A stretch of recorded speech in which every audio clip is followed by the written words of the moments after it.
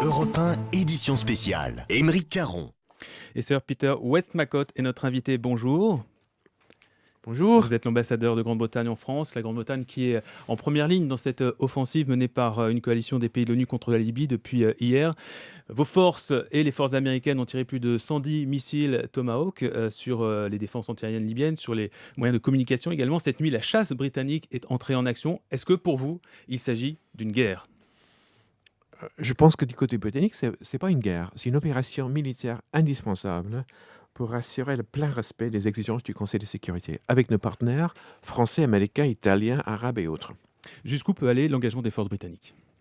Vous savez, la résolution du Conseil de sécurité exclut aucune occupation militaire par des forces étrangères. Donc, Avec des troupes au sol. les troupes au sol. Occupation, c'est surtout occupation qui est exclue. Donc nous allons voir ce qu'il faut faire pour assurer le plein respect. Vous incitez, pardonnez-moi, sur le mot occupation. Ça veut dire qu'il pourrait y avoir une incursion de troupes au sol ? À mon avis, le texte, enfin c'est peut-être pas à moi de vous le dire, mais le texte n'exclut pas de manière explicite intervention de troupes au sol, mais ce qu'il exclut, c'est occupation militaire par des forces étrangères. Est-ce que vous nous dites Cela dit, je ne suis pas du tout sur le point de vous dire qu'il est prévu que les troupes britanniques aillent en Libye. Pas du tout. Ce n'est pas ce qu'on dit ce matin, mais en revanche, est-ce que ce que vous nous dites ce matin, c'est que si jamais les actions aériennes se révèlent inutiles, il n'est pas impossible d'envisager une action terrestre au sol avec des militaires qui pourraient physiquement se rendre sur le sol libyen ? Tout ce que je vous dis, c'est que dans la résolution, le texte des Nations Unies, cela n'est pas exclu. Les Américains annoncent pour leur part, ils sont très clairs là-dessus, que leur action est limitée. Est-ce qu'il en va de même pour les forces britanniques ? Je pense que cette action est limitée. Ce qu'on a fait jusqu'à maintenant, nous nous sommes servis de nos sous-marins, de nos avions qui ont fait des parcours de 5000 km du Royaume-Uni avec des missiles, et c'est surtout pour minimiser la menace des bases antimissiles, antiaériennes en Libye, qui nous permettra de protéger les civils et de renforcer la mise en œuvre de cette résolution des Nations Unies. C'est Nicolas Sarkozy qui a le plus fermement, le premier, réclamé une intervention militaire en Libye. Est-ce que vous considérez pour votre part que c'est la France qui, non pas dirige cette opération, mais qui est réellement à l'origine de ce qui est en train de se passer actuellement en Libye ? Je parle de la réponse de l'ONU, bien évidemment. Pardon, excusez-moi. Est-ce que vous considérez que c'est la France aujourd'hui qui dirige la réponse de l'ONU ? Je pense que le rôle de la France est extrêmement important. C'est le président de la République qui a convoqué tout le monde hier à l'Élysée avec un taux de participation remarquable. Mais je vous signale, c'est quand même à partir du 28 février que David Cameron, le Premier ministre britannique, a commencé à parler d'une zone d'interdiction aérienne dans le Parlement de la Chambre des communes au Royaume-Uni et qui a pris une position honnêtement très forte sur les activités meurtrières de Kadhafi et du fait qu'il avait perdu sa légitimité, qu'il fallait partir et que la communauté internationale devrait donner sa réponse. Cela dit, je pense que ce que le Royaume-Uni et la France ont fait ensemble ces dernières semaines est un niveau de coopération assez remarquable, qui a sa base en fait dans un sommet bilatéral où on a refait une stratégie de coopération en matière de défense de manière très importante il n'y a que 3 mois, et donc on travaille ensemble. Mais je pense que le rôle du président de la République hier, en faisant venir à Paris tout le monde, en trouvant un accord juste avant les opérations militaires, était indispensable. Est-ce que vous nous dites ce matin qu'il y a une nouvelle phase diplomatique peut-être qui est en train de s'écrire entre la France et la Grande-Bretagne, parce qu'on sait que sur le plan militaire notamment et diplomatique, nos deux pays n'ont pas toujours été d'accord ces dernières années ? Je vous dirais que ça fait plusieurs années que nous avons été d'accord sur presque tous les sujets.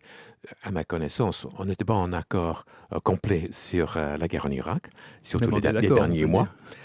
On a eu parfois des petites différences sur les questions budgétaires de l'Union européenne et autres, mais ça fait plusieurs années qu'en fait le Royaume-Uni et la France, on était d'accord sur un très grand nombre de choses.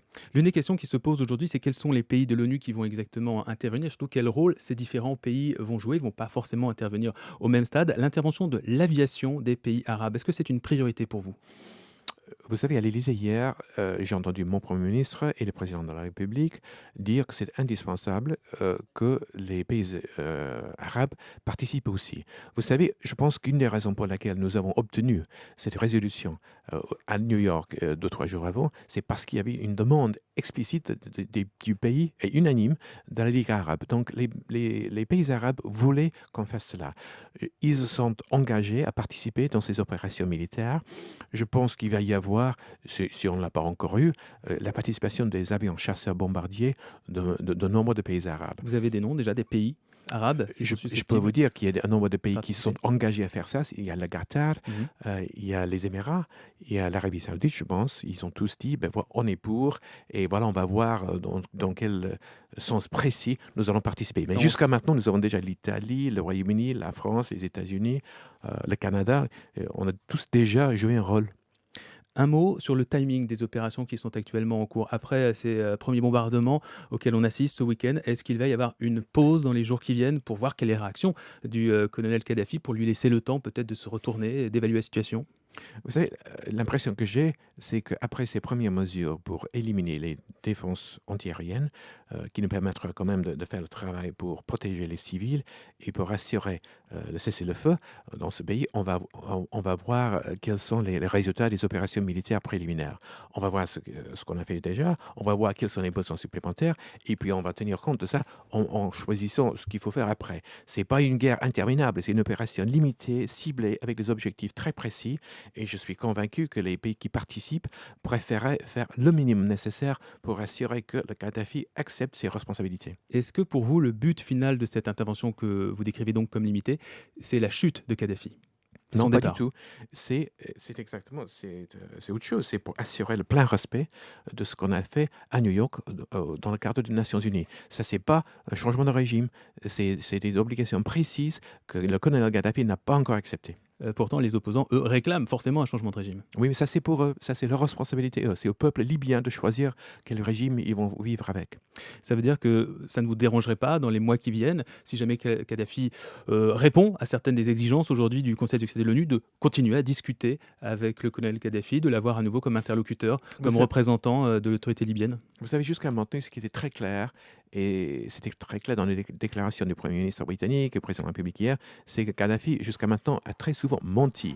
Il n'a pas fait ce qu'il allait faire, il a changé d'avis d'un jour à l'autre.